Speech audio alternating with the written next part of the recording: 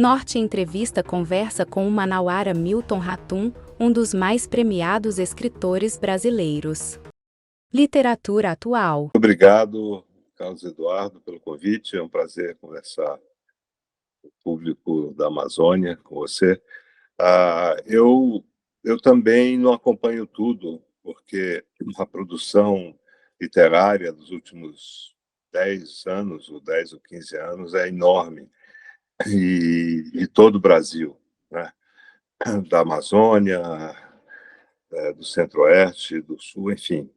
E os livros que você citou, eu li, e, e gostei desses romances. Eu acho que eles, vamos dizer, estão mais ou menos,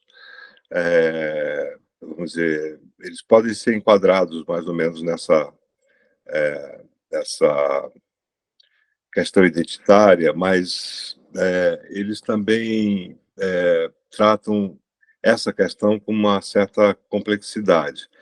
Quer dizer, eles não são romances de denúncia, assim, ostensivamente de denúncia, porque as personagens, as histórias, a trama, enfim, elas têm uma complexidade, né? Elas não são nada redutor, vamos dizer assim, né? Há romances, vamos dizer, que são mais que vamos dizer, apontam mais para uma linha de denúncia explícita, e eu não gosto muito disso, para ser sincero, né? Eu acho que o romance não deve ser explicativo, né? Ele deve, em vez de dar respostas, ele deve elaborar perguntas e convidar o leitor para uma reflexão, né?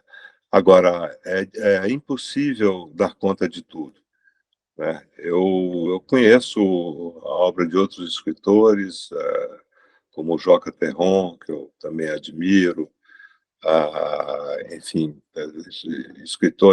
outros escritores do Nordeste. Você citou Itamar, mas há outros escritores importantes, enfim. E escritoras também, né? Eu acho que há um florescimento, né? Eu acho que isso é efeito também de uma política educacional que começou no início desse século, né? Eu acho que a partir de 2005, na verdade, vem desde a época do Fernando Henrique Cardoso, né? Assim, a grosso modo. A gente pode falar numa inclusão, vamos dizer, de jovens antes que estavam à margem da literatura e das artes, e que hoje, graças a essa inserção, a essa inclusão social e da universidade, eles estão produzindo também coisas interessantes, né? Ah, então eu vejo assim, quer dizer, não, é uma pena, porque eu já não tenho tanto tempo para acompanhar também, né? Eu tenho que fazer meu trabalho, eu tenho que terminar o último volume de uma trilogia que eu comecei, que eu publiquei 2 volumes, A Noite da Espera e Pontos de Fuga, e eu estou muito envolvido já há mais de 3 anos, eu estou envolvido na revisão desse texto. Eu devo muito a eles, né? Ao Machado e ao Graciliano Ramos, que eu li no Ginásio Amazonense Pedro II. Aliás, ontem falei sobre isso na Biblioteca Brasiliana, Mindlin, aqui na USP. Falei sobre a importância do Graciliano na minha primeira juventude manauara, em Manaus, quando eu, antes de me mudar para Brasília. São autores, Flaubert também, são autores que foram fundamental na minha formação de leitor.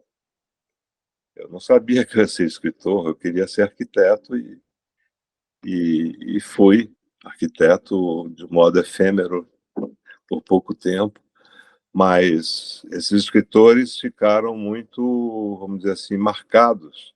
Até hoje, né? Até hoje eu releio, acabei de reler Vidas Secas e Infância, para falar um pouco sobre esses 2 livros. Na verdade, acabei falando mais sobre Vidas Secas. E essa literatura, o romance de 30, foi também fundamental, foi um período muito rico da literatura brasileira, né? Quer dizer, teve Machado como, vamos dizer, um grande escritor da América Latina do século XIX, depois o modernismo, antes Euclides da Cunha, que não é um ficcionista, mas foi um grande escritor e pensador do Brasil, sobre o Brasil, o romance de 30 e os outros, os clássicos contemporâneos, e, enfim, até a Clarice Lispector, que você citou, que às vezes é muito imitada. Não dá para imitar a Clarice e o Guimarães Rosa. São 2 autores de estilo muito próprio, muito pessoal, e qualquer imitação corre o risco de virar um pastiche, né? Uma coisa muito diluída, e aí não, é melhor a gente encontrar a nossa própria voz, e mesmo que seja uma voz modesta, mas deixar de lado, vamos dizer, essas influências que podem ser até prejudiciais, né? Porque a gente quer imitar o inimitável, né? O desconhecimento da região norte, educação e literatura. Eu acho que o norte ainda é desconhecido, infelizmente, né? Quer dizer, o esforço do escritor, quer dizer, a ambientação dos meus romances é Manaus ou Parintins, né? No caso do Órfão do Eldorado, eu estou também, é um convite ao leitor, à leitora, para conhecer um pouco esse mundo, né? Esse mundo. E olha, eu recebi muitas mensagens de leitores que foram para Manaus, Belém, para o Acre, foram para Rio Branco, depois da leitura dos meus romances, sobretudo do Dois Irmãos, do Cinzas do Norte e do Órfão do Dourado, né? Eles foram por curiosidade, porque quiseram conhecer. Há 2 dias mesmo eu recebi uma mensagem assim, né? E ontem, lá no Encontro sobre o Graciliano, eu também encontrei uma leitora que foi a Manaus e Belém depois da leitura do Dois Irmãos. Mas, de um modo geral, a Amazônia ela é muito pouco conhecida ainda, né? Eu lembro de uma frase do Euclides da Cunha, uma carta a um amigo. Ele disse que ele morava, enfim, morou no Rio, né? A Rua do Ouvidor era uma espécie de Avenida Paulista da época, o Faria Lima. Ele disse: é impossível conhecer o Brasil daqui da Rua do Ouvidor, né? Se você não sair da Rua do Ouvidor. Bom, você pode sair através da literatura, você pode viajar através da literatura. Mas, de um modo geral, eu acho que o desconhecimento da Amazônia ainda é enorme, né? Eu acho que é caro, é longe, né? É longe do Sudeste, do Sul, quer dizer, não é uma viagem barata também. Então, há várias coisas que impedem um jovem, por exemplo, de chegar a Manaus, né? Quando eu era jovem, eu fui conhecer o sertão da Bahia por causa dos sertões que eu tinha lido no colégio estadual, né? E por causa de Vidas Secas. Eu fiz uma viagem pelo Nordeste na minha juventude universitária aqui, né, numas férias. Mas não sei se era mais fácil, não sei se as coisas eram mais. Talvez não, né? Eu acho que depende de cada um. Mas eu acho que a literatura é uma porta de entrada para esse conhecimento, porque ela é também uma forma de conhecimento, né? Então, essa foi a experiência que eu tive com esses romances, né, de leitores que também se envolveram. E agora o Dois Irmãos está na lista da FUVEST, na lista de livros da vestibular daqui de São Paulo, unificado, né? E isso certamente vai, são muitos candidatos, são 110 mil, 105 mil candidatos, jovens candidatos ao vestibular, e muitos deles, não todos, alguns vão ler o resumo, né, do romance, né, mas muitos certamente vão se interessar pela região, né? Porque a, ainda há uma ideia, sabe, muito exótica, ainda muito superficial também da Amazônia, né? E a gente tem que romper com isso, né? A gente tem que visitar, deve visitar as capitais, viajar pelo interior, porque senão você não entende também o que é a Amazônia se você não visitar uma comunidade ribeirinha, não for uma pequena cidade, sabe? Eu acho que esse é o desafio, né? Ah, porque senão a gente só vai falar genericamente da devastação, da questão indígena, enfim. Mas essas questões, elas podem ser mais assimiladas quando a gente lê e quando a gente visita o lugar, certo? Então acho que a coisa é por aí. O cinema do Norte e Nordeste e a história brasileira. Eu acho que foi o primeiro filme que eu vi que foi totalmente feito em Rio Branco, que é um avanço enorme, né? Para não ficar dependendo só do Rio e de São Paulo, né? Então, o filme do Carim, aliás, ele fez em parceria com Marcelo Gomes, Viajo porque preciso, volto porque te amo. Marcelo Gomes, que acabou de adaptar o meu primeiro romance, o Relato de Certo Oriente, que vai ser lançado no Brasil no segundo semestre. Ele está na Argentina agora, vai participar do Festival Internacional em Buenos Aires, né?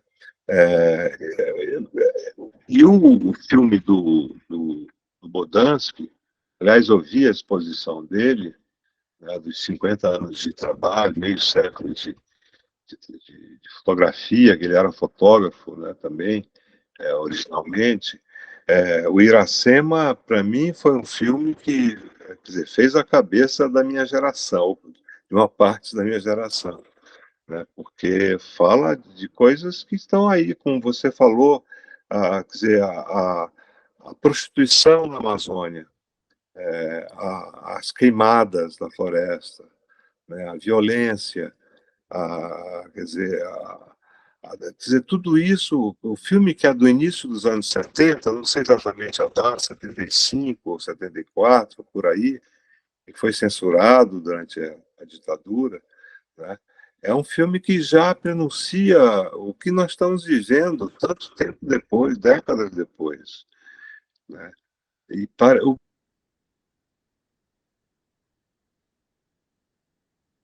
Brasil,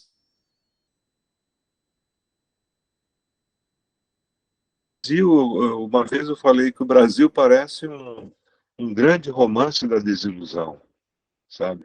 Quando a gente pensa que pode dar certo, ou que vai, uma espécie de ruptura, né? Acontece um retrocesso, né?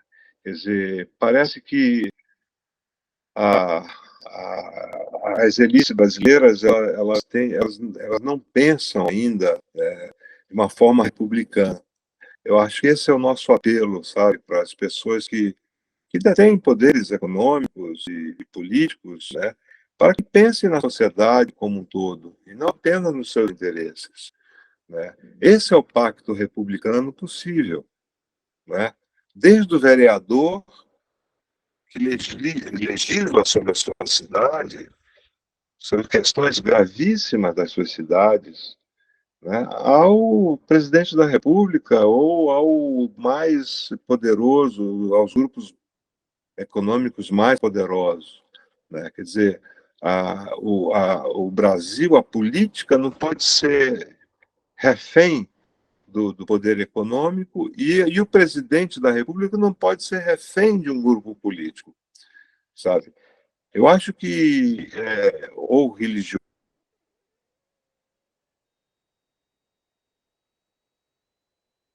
seja lá o que for, eu acho que se não houver esse pacto, você pode ter seus interesses, como todo mundo tem, econômicos, os empresários, mas há um momento da vida do país em que as pessoas têm que pensar no coletivo.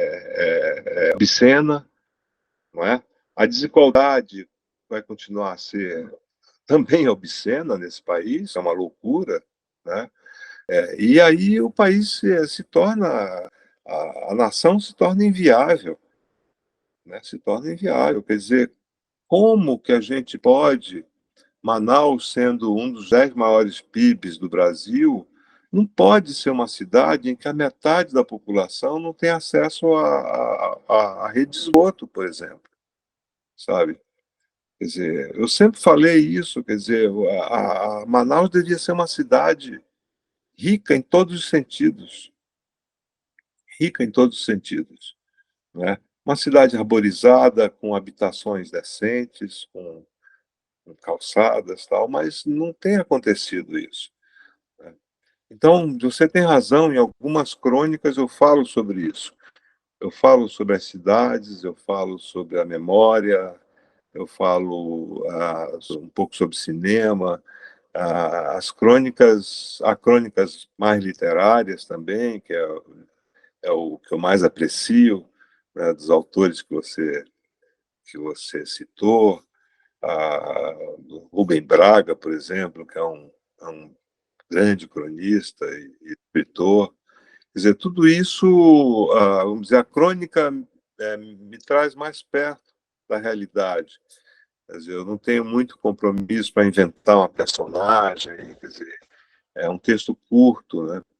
Mas você falou antes da formação ah, e da educação.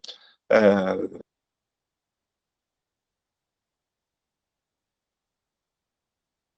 Veja o seguinte, Vidas Secas, que hoje é um romance, foi lido por milhões de brasileiros, né? Quando o Graciliano morreu, olha que loucura, isso morreu em 1953. Hoje, depois o romance virou esse livrinho, virou assim uma, se alastrou pelas escolas do Brasil todo, né, do Brasil todo. E ah, olha como o Graciliano já tinha isso, era uma obsessão dele, e muito correta, aliás. Ele foi diretor uma espécie de secretário de educação do estado de Alagoas, né? Nessa época se chamava de instrução pública, uma coisa assim, da educação. E ele, nas última página do Vidas Secas, no capítulo chamado Fuga, a, a, o sonho da Sim a Vitória, da mulher do Fabiano, né, esses retirantes miseráveis que vão para o sul, vão para uma cidade, o sonho dela é que os filhos estudem. Quer dizer, eles sabem que já são velhos, eles dizem, nós dois somos velhinhos, vamos morrer que nem um cachorro, né? Que nem a baleia, a cachorro-baleia. Né? Nós não temos mais saída, não há saída para nós. Mas para os nossos filhos, a única saída é a educação. É quando ele diz, o narrador diz, eles estudariam, aprenderiam coisas difíceis e necessárias. Esse romance, E Vão para o Sul, né? Quer dizer, é um sonho, né? Quer dizer, eles vão, essa fuga, como eles diz, eles estão metidos num sonho, né? que é o sonho de um Brasil democrático, né? Do acesso à escolaridade, a uma educação de qualidade, porque é isso a democracia, né? Eu lembro que quando eu morava na França, morava em Paris, nos anos 80, eu ficava impressionado, porque na porta das escolas públicas, as mães e os pais que esperavam os filhos, as crianças, eram pessoas de todas as classes sociais, sabe, que estavam ali conversando entre eles na calçada da escola, né? Quer dizer, uma cena que me lembrou a minha juventude, a minha infância em Manaus, no Grupo Escolar Barão do Rio Branco. O edifício ainda existe, aí na Avenida Joaquim Nabuco, onde eu nasci, né? Um edifício lindo, inclusive, antigo, meio estilo neoclássico. Está lá o mesmo jambeiro, talvez secular, não sei, né? No Colégio Estadual do Amazonas era a mesma coisa. Eu convivia com crianças muito pobres, de famílias paupérrimas, de famílias abastadas, de classe média, e, no entanto, nós convivíamos, né? Nós não éramos inimigos, nós éramos amigos, nós nos relacionávamos, nós frequentávamos nossas casas, né? Era uma uma frequentação mútua, não havia barreiras. Esse Brasil, eu acho que já não existe mais, né? Porque há a escola pública e a escola particular, né? Mas a escola pública tem que recuperar a sua qualidade, né? Que existiu, né? Até um certo momento. E então eu acho que o acesso à leitura, o acesso ao livro passa por isso também. Quando dizem que o brasileiro não gosta de ler, eu acho isso um preconceito. Acho que não é verdade. Por que que os brasileiros não gostam de ler e sei lá, e os franceses gostam? Ninguém é superior a ninguém. Não existe isso, sabe? Não há hierarquia de inteligência. Isso daí é uma aberração do século XIX, né? Uma coisa preconceituosa. Então, eu penso na literatura também como essa, vamos dizer, essa possibilidade de conhecimento do mundo, né, de nós mesmos, quer dizer, do nosso lugar, né, do lugar onde o romance é ambientado. Os meus foram ambientados em Manaus, em Parintins, depois em Brasília, São Paulo, um pouco em Paris. Quer dizer, segue um pouco a minha vida, a minha trajetória de vida, né, no que há vamos dizer assim, de autobiográfico, vamos dizer assim. O avanço da extrema-direita, a censura a livros e a questão palestina. O livro do Gerson Tenório, O Avesso da Pele, foi, enfim, a censura foi vergonhosa e, enfim, gerou muitos protestos, né? Muitos protestos. Ah, inclusive agora os livros voltaram, as secretarias acho que do Paraná e de Goiás, salvo engano, devolveram os livros às bibliotecas. Eu acho que a coisa foi, vamos dizer, normalizada. Mas eu acho que a censura não foi não foi pornográfica, não foi por um palavrão ou uma cena. Isso eu acho que foi um pretexto para censurar um livro que fala do racismo, né? Eu acho, porque há livros muito mais pornográficos, inclusive romances recentes, em que há cenas de sexo explícitas, cenas explícitas, que deixam o livro do Tenório como se fosse sem nenhuma, sabe, não há nenhum termo de comparação. No entanto, por que censuraram o Avesso da Pele? por causa do racismo, que é uma crítica muito bem elaborada, e sutil, né? A, nem sempre sutil, mas com uma, vamos dizer, uma sutileza da escrita, da linguagem, que prende o leitor, né? Que envolve o leitor, e isso, esses grupos de extrema-direita não aceitam, não querem aceitar, certo? Não querem aceitar. Por isso que quiseram proibir o livro para os jovens, porque a formação começa na juventude, formação literária é, plena, vamos dizer assim. Ah, mas eu acho isso um atraso,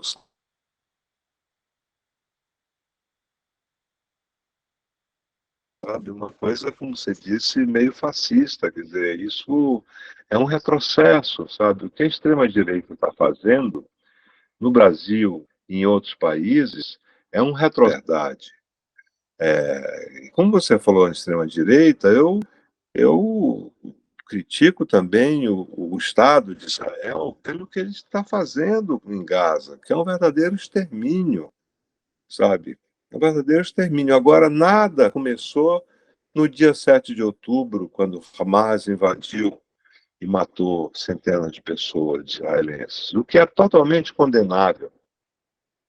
É totalmente condenável, sabe? É horrível isso.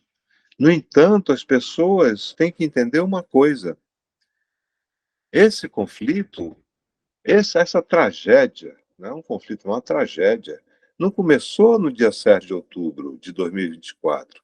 Ela começou em 1948, durante a criação do Estado de Israel, quando mais de 700 mil palestinos foram expulsos de suas casas e terras. E muitas aldeias, muitas, centenas de aldeias e pequenas cidades foram destruídas por milícias paramilitares sionistas antes mesmo da criação do Estado de Israel, sabe? Desse processo um pouco anterior, durante e depois, sabe? Então, os palestinos nunca tiveram seus direitos reconhecidos, nunca. Há 6 milhões de palestinos no exílio, e seus descendentes no exílio. É o maior grupo humano exilado da história moderna. Quer dizer, ao mesmo tempo em que Gaza está sendo destruída, com tantas milhares de mortes de crianças, de mulheres e de homens também, inocentes, jovens e idosos, né? Há também uma destruição de cidades e aldeias da Cisjordânia, que nada tem a ver com Hamas. A Cisjordânia que é ocupada militarmente por Israel. Cercada, eles entram, invadem a hora que querem. Mais de 400 pessoas já morreram na Cisjordânia depois do 7 de outubro, desde o 7 de outubro. Quer dizer, então, o cerco é total. Os palestinos não têm liberdade para nada. Eles vivem, né, nesse sufoco, nessa agonia, desde 1948, que recrudesceu, que piorou bastante depois de 67 e 73, com a vitória de Israel em 73, as anexações de territórios palestinos e a implantação de colônias de judeus sionistas foi enorme, foi enorme. Então, é, é, agora a gente tem que pensar o seguinte: esses caras, esses militares israelenses, esses colonos, não tem nada a ver com o judaísmo. Não é o judaísmo do Torá, não é o judaísmo. Eles usam a religião para colonizar, para roubar terras, para destruir casas, para assassinar crianças, prender a quase 9 mil prisioneiros palestinos, inclusive centenas de crianças presas, e muitas sem a acusação formal são as prisões administrativas. Esse livro que você citou, do Mahmoud Darwish, não sei qual dos livros, mas Memória para o Esquecimento, talvez, é um deles, fala já do bombardeio israelense ao Líbano em 1972, 1982. Né? Quer dizer, Israel também destruiu Beirute em 82 e o sul do Líbano.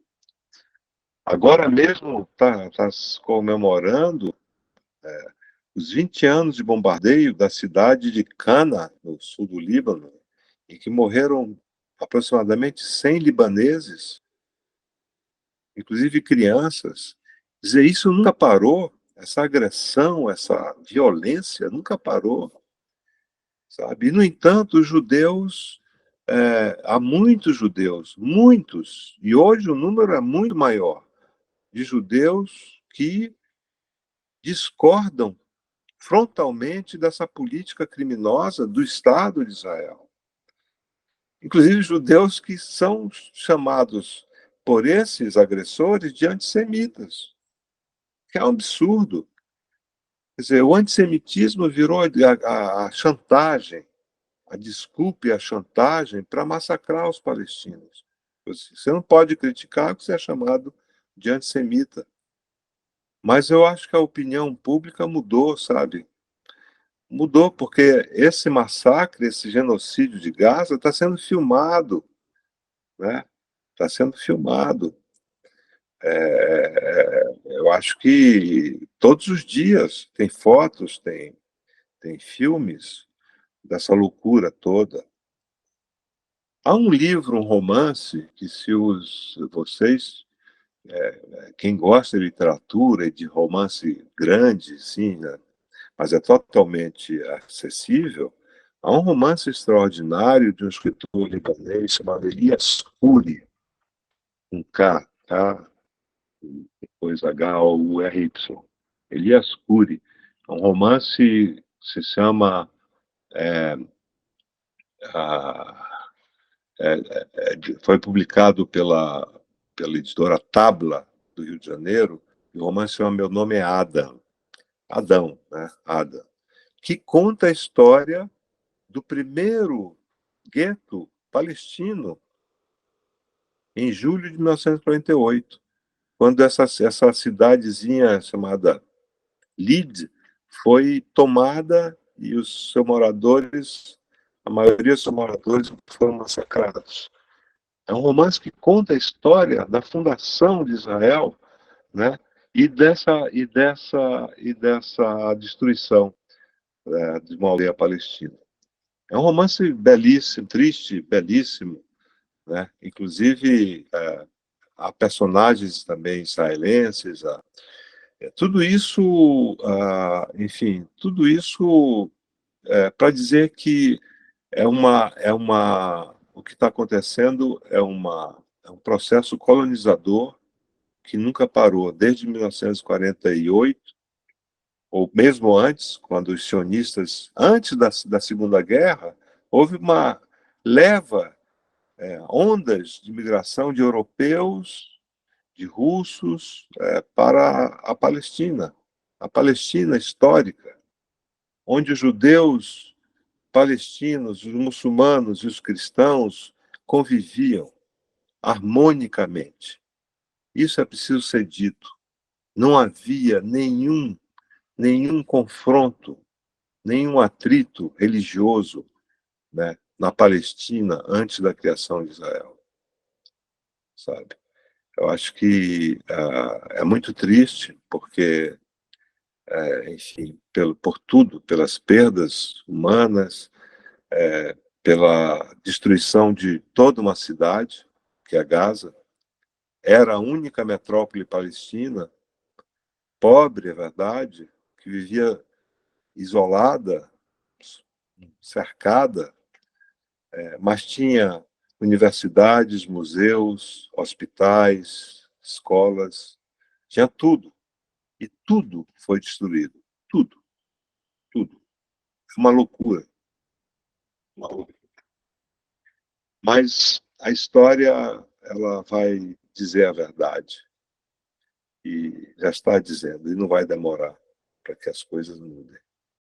Literatura e esperança. A esperança, ela está no nosso cotidiano, sabe? Eu acho que está no nosso trabalho, no nosso empenho em ajudar, nem que seja minimamente, né, de uma forma indireta, de tentar, vamos dizer assim, construir para o Brasil uma agenda mais humana, sabe? Menos desigualdade, com menos violência, sabe? Com mais compreensão do que é a realidade brasileira, né? Quer dizer, a esperança está no trabalho do dia a dia, no que nós dois estamos fazendo agora, nesse exato momento, sabe? Conversando sobre literatura e sobre a realidade brasileira, sobre os nossos impasses, né? Porque também se a gente não... eu não gosto de ficar me lamentando, né, o tempo todo. Não, a gente tem que produzir textos, quer dizer, no meu caso, pensar em saídas, colaborar com a educação brasileira, minimamente com a literatura brasileira. Quer dizer, eu sei que o nosso papel é muito modesto, né? Mas se a gente somar a milhares de outros, de outros, de leitores, né, alguma coisa vai ser produzida, alguma coisa pode ser efetivada, né? E essa é a minha, vamos dizer, essa é a minha esperança justamente, né? É que a minha esperança maior é contra a imobilidade e o silêncio, sabe? Contra, vamos dizer, essa chantagem que nos fazem, né? Porque muita gente quer silenciar a nossa voz, muito como quiseram silenciar, censurar o livro do Tenório, do Jefferson Tenório, né? Quer dizer, são forças obscuras, sabe? São forças exatamente do mal, são forças diabólicas, sabe, que estão agindo contra a liberdade. Eles falam em liberdade para publicar tudo nas redes sociais, mas o que é tudo? É você ameaçar? É você mentir? Porque há mentiras que podem matar, que podem ferir gravemente as pessoas, que podem rebaixar as pessoas, que podem caluniar as pessoas, né? Então, nós temos que trazer um pouco da nossa honra, da verdade do ser humano, sabe, para a pauta do dia, sabe? Para a pauta do dia. Quer dizer, e isso é contínuo. Eu acho que essa é um empenho que não tem fim. Isso não tem fim, porque a polarização, como você bem disse, é uma coisa terrível. Mas será que não havia já isso há muito tempo, não é? Se a gente pensar lá atrás, os governos brasileiros, em Jânio Quadros, por exemplo, em tantos governos anteriores, né? a, a interrupção da democracia em 64, no golpe militar, civil-militar de 64, por que houve esse golpe? Era um governo eleito pelo povo. Né? Por que interromper com medo do comunismo? Mas que comunismo, gente? Sabe? Hoje em dia são acusados de comunistas, as redes de TV são acusadas de comunistas. Que grande loucura é essa, sabe? Então, isso são calúnias, não podem. E eu acho que a gente tem que tentar, vamos dizer, conversar com as pessoas, sabe? Incentivar as pessoas, os jovens, a ler livros, bons livros, Porque a literatura, ao contrário do que muitos pensam, ela não tem uma ideologia dirigida. Ela não é ideológica, sabe? Ela não é de esquerda ou de direita. Ela tem uma ética que é ligada à responsabilidade.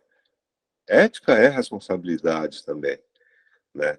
Então, a literatura ela nos permite, nos dá a ver a complexidade do mundo, né? E de nós mesmos também, né?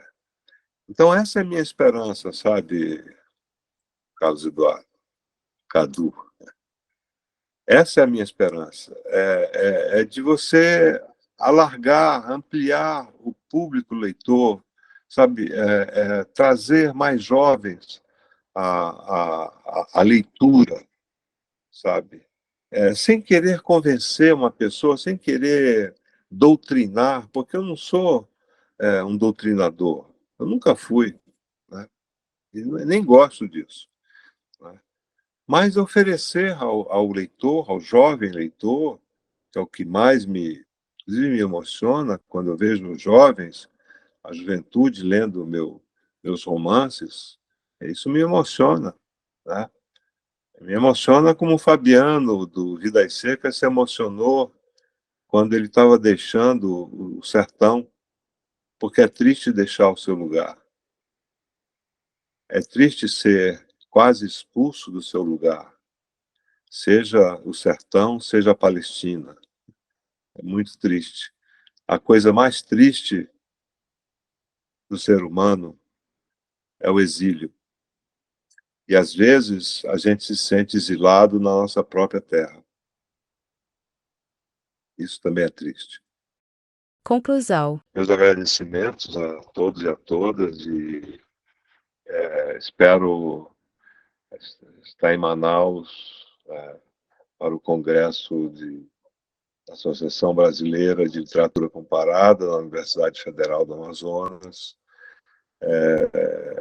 voltar à minha cidade agora no comecinho de julho e, enfim, e convidar mais uma vez os jovens, não apenas os jovens, mas principalmente os jovens, por um momento do dia, deixar o celular de lado e ler um livro. Ler um livro, seja um livro da escola, ou um romance que alguém indicou, um pouco de poesia, do Drummond, do João Cabral, da Cecília Meirelles, do Manuel Bandeira. Há tantos poetas brasileiros incríveis, né? Tentar, vamos dizer, criar um pouco desse gosto pela leitura, né? Porque às vezes o celular ele devora a gente, ele consome os jovens. E é o momento também de equilibrar, né? De deixar um pouco o celular de lado, que seja meia hora para a leitura, porque isso vai repercutir na vida de vocês. Vai ajudar vocês a pensar o mundo, a pensar no mundo, no nosso país, a pensar na nossa existência e vai ajudar a profissão de cada um. Qualquer profissão. Uma pessoa que lê, ela consegue, vamos dizer, pensar com mais complexidade, consegue escrever melhor, né? Um bom texto que você lê é uma possibilidade de te ensinar também a escrever, né? A escrever. Então, as vantagens são muitas para a nossa vida cotidiana e para a nossa alma, nosso espírito.